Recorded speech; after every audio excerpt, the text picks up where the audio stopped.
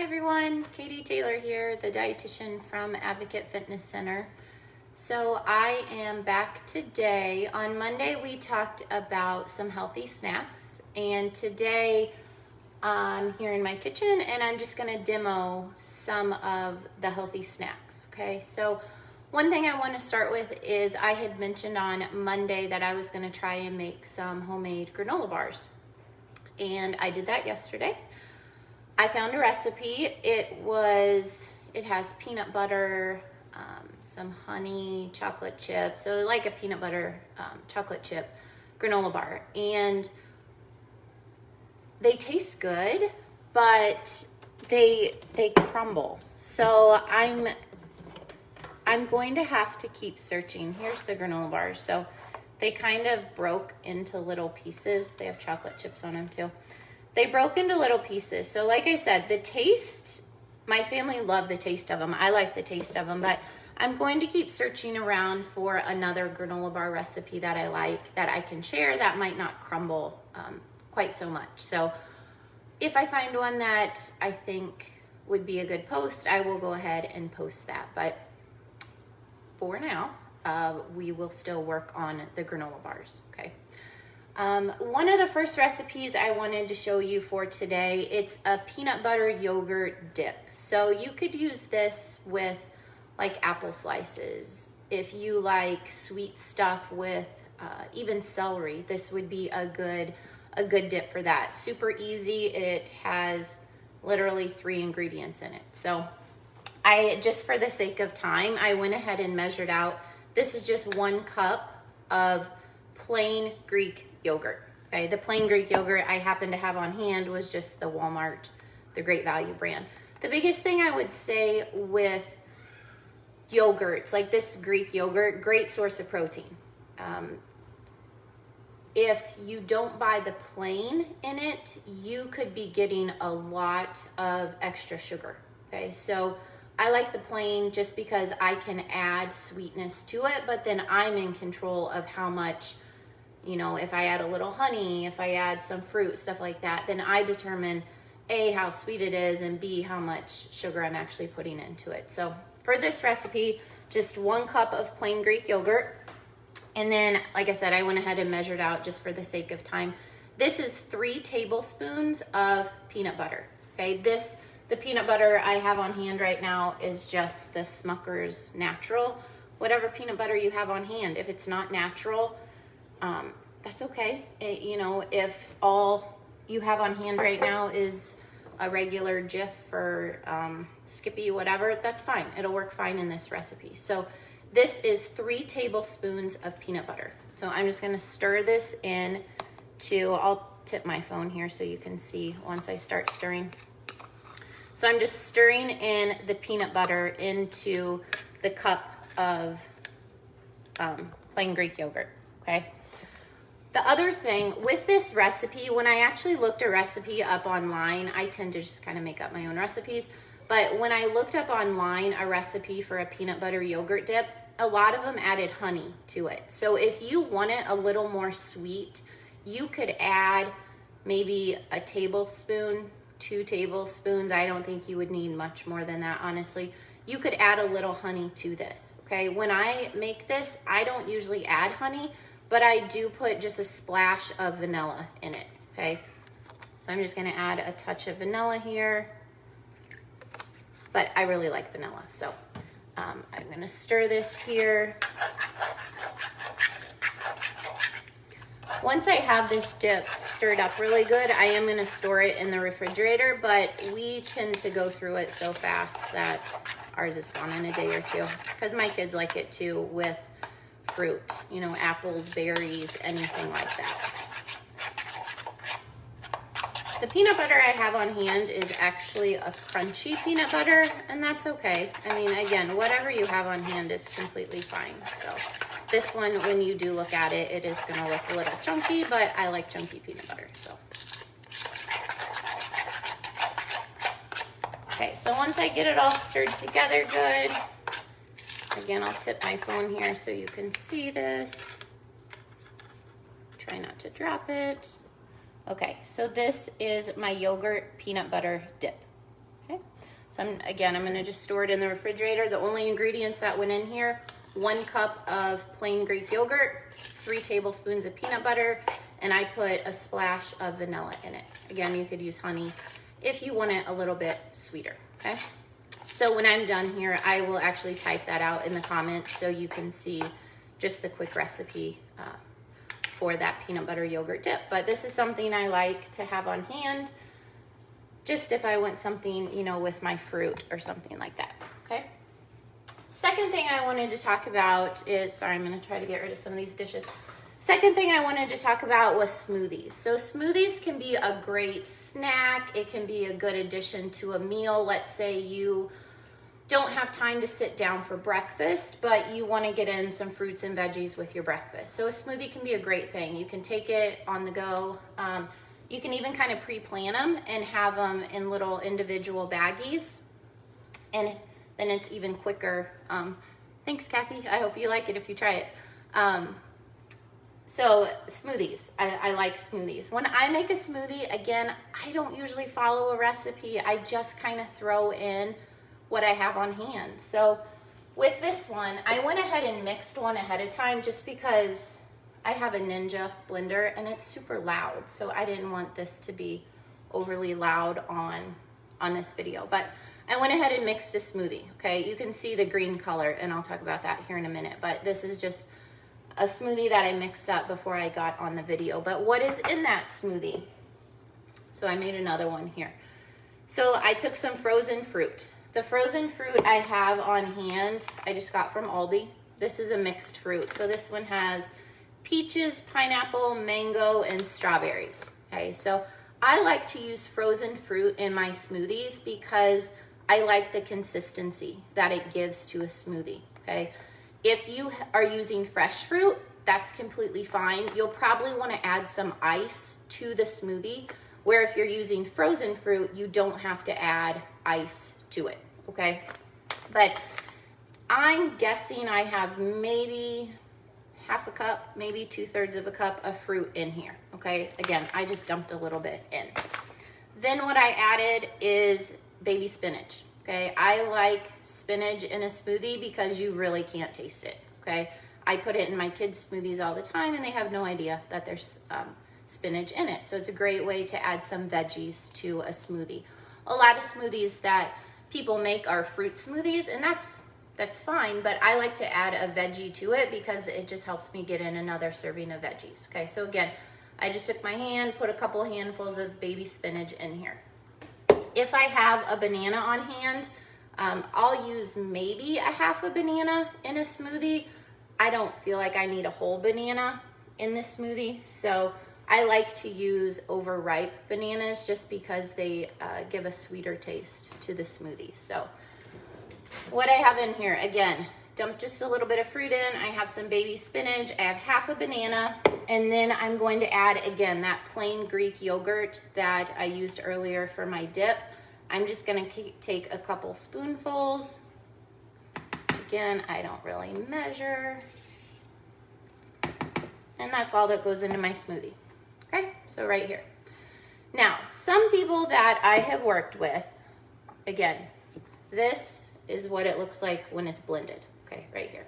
Some people are like, I just can't drink something green, okay? I get it. So how can we prevent that? When I use these lighter fruits like this, sorry, I got yogurt on my hand.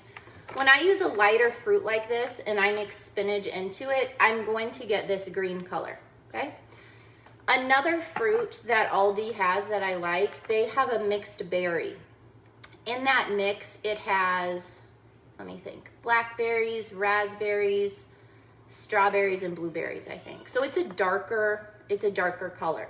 When I mix that with the spinach, I get a pretty purple color. So it's not green. So if you have trouble drinking a green smoothie and you want to try it, but you don't want the green color, just go with a darker fruit, okay? So the mixed berry tends to work well, so it doesn't show up so vibrant green. But with this, so I'm using the plain Greek yogurt, and what I mentioned earlier is I like a plain yogurt because it helps not add so much sugar to, you know, my smoothie, my dips, things like that. when I make this, this is plenty sweet, okay? The plain Greek yogurt, the spinach, the half a banana adds a nice sweetness, and then the fruit. Again, fruit has a natural sugar to it, fructose.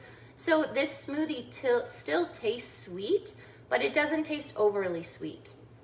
If you've ever gotten smoothies out, like one time we were at Dairy Queen or something and my kids wanted to try a smoothie and I'm like, great, yeah, I mean, sure, smoothies are great. Well, I tried a sip of their smoothie and it was so sweet. Like you could just taste how much sugar was in that. So I like making smoothies at home, again, because then I'm in control of how sweet it tastes and again, of how much sugar I'm actually adding to it. So if you do want to make a smoothie, again, I don't have an exact recipe that I follow, but throw in some fruit, throw in some baby spinach, some plain Greek yogurt, and then just mix it, okay? So that's a good way to get in fruits, veggies. I'm getting in some extra calcium, some protein from that Greek yogurt. So this is a nice snack, or if I want to add it, like I said, to my breakfast or something like that, okay? The last thing that I wanted to show you was protein balls, okay? So I'm gonna wash my hands really quick because I'm going to do some mixing for these protein balls, okay? So I think it was about a month ago, I made the protein balls at the fitness center. We did a little demo in the front entryway and they went over really well. Everyone who tried them really liked them, so I'm gonna post that recipe as well when I get done here. So again, for the sake of time, I mixed up a recipe. I haven't formed them into the actual ball yet, but this here is, let me tip my phone. This is the mix for the chocolate protein balls. Okay, so what I have in here in this bowl, it was 1 cup of oats. I had quick oats on hand. You could use like old fashioned or whatever you have on hand. So it's 1 cup of oats, half a cup of peanut butter. The recipe I found online, if I just looked in allrecipes.com, and they had this recipe, it called for 1/3 cup of honey. And the first time I tried it, I followed the recipe and it was way too sweet for me. I like honey, but honey has a sweet taste to me, so I didn't need near that much. So when I make it, I use 1/4 cup measuring cup, but I don't even fill 1/4 cup all the way, and there's still plenty sweet, okay? So when I type the recipe up, I'll put how much honey I actually use, okay? What else goes in here? Let me think. There's 1 tablespoon of protein powder. I had a chocolate protein powder on hand. If you have vanilla, that's completely fine too. There are 2 tablespoons of chia seeds in here, and then 2 tablespoons of flaxseed. Okay, both of these good sources of protein and fiber. Okay, so, oh, the other important thing, chocolate chips. Okay, so if I have dark chocolate chips on hand, a dark chocolate, that's what I'll usually throw in, but I don't have any right now. So I did throw in some semi-sweet chocolate chips. It calls for about 1/4 cup. I usually do 1/4 cup and then sprinkle a few extra in there because I like chocolate, okay? So I mix all that together. I put it in the refrigerator. I let it sit in the refrigerator for maybe, I don't know, 30 minutes. It just helps it bind a little bit more. If you find that it's not holding together very well, you could add a touch more honey if you need to, just to get it to bind better. But this is less than 1/4 cup of honey and it's stuck together quite well, okay? So again, let that sit for probably 30-ish minutes. I'm just gonna take off a handful. I roll it into a little ball, kind of pinch it together. And that's my chocolate peanut butter protein ball, okay? So as far as size, you know, just make a reasonable size ball. This is usually about the size that I make. And then after I finish making these into a ball, store them in the refrigerator, okay? They could probably stay in there for a week, but again, my kids love this recipe, so we'll be lucky if this one recipe will last us more than 2 days, really. I mean, I usually have to keep them out of them because they just keep eating them. So this is the chocolate peanut butter protein ball, okay? I probably get, I don't know, it depends how heavy-handed I go when I'm making the ball, but probably 15. I'll probably get 15 protein balls out of this. So again, just roll it together in my hand. I'm gonna store these in the refrigerator. Okay, so they taste really, it's chocolate and peanut butter, so you really can't go wrong. But this is a nice, I would kind of call it an energy bite almost, where, you know, I'm getting carbohydrates from the oats, I'm getting protein from the peanut butter, from the protein powder that's in here, I'm getting carbs from the honey. So it's kind of that combination, again, where I'm getting, sorry, I need to wash my hands, where I'm getting that combination of a protein and a carb in my snack. So it is a pretty calorically dense snack. So I don't need to sit down and eat 5 protein balls or anything like that. But if you guys try them, I think you'll see that even just one of them, it gives you the taste that you want, and it's pretty filling. So if I just grab one of those, you know, maybe 2 of those for my snack, it's probably going to be enough to satisfy you for what you're looking for. So if you have any questions about any of those recipes, please let me know. Please feel free to post a comment. Something I want to reiterate that I had talked about on Monday with snacks is I talked about the importance of portion size. Remember, a snack should not be equivalent to a whole nother meal. So I'm not going to sit down and have, you know, 600 calories at my snack or anything. Think smaller, okay? It could be a snack is something maybe I need to get me through to my next meal, or I need to have to get me through, you know, the workout that I'm going into. So watch portion sizes during snacks. Try not to think of a snack as a whole nother meal. And then the other thing that I had talked about with portion size was, you know, even making baggies of trail mix, or that's something else I like to make at home, is a trail mix. And that's, again, you don't even have to have a recipe for that. I just kind of throw together what I have. I'm gonna have maybe a nut, a dried fruit if I have that on hand. If I want to throw some chocolate chips, some white chocolate chips, some M&Ms, things like that, throw in there, I'm making, again, that combination of a carbohydrate and a protein. So that's something easy that you can snack on as well. But my suggestion is to watch that portion size of it. So I will post these recipes. Kathy, I hope you like these protein balls when you make them. I know they're a big hit in my family. They were a big hit at the fitness center when I made them there about a month ago. But I will post the peanut butter yogurt dip. As far as smoothie, I'll just give you, I guess, my tidbits since I don't really follow a recipe with that. But then I'll also post the recipe for the protein balls. So I hope you guys have a great day. Any questions that you have, I'm happy to answer anything that I can. So take care, everyone.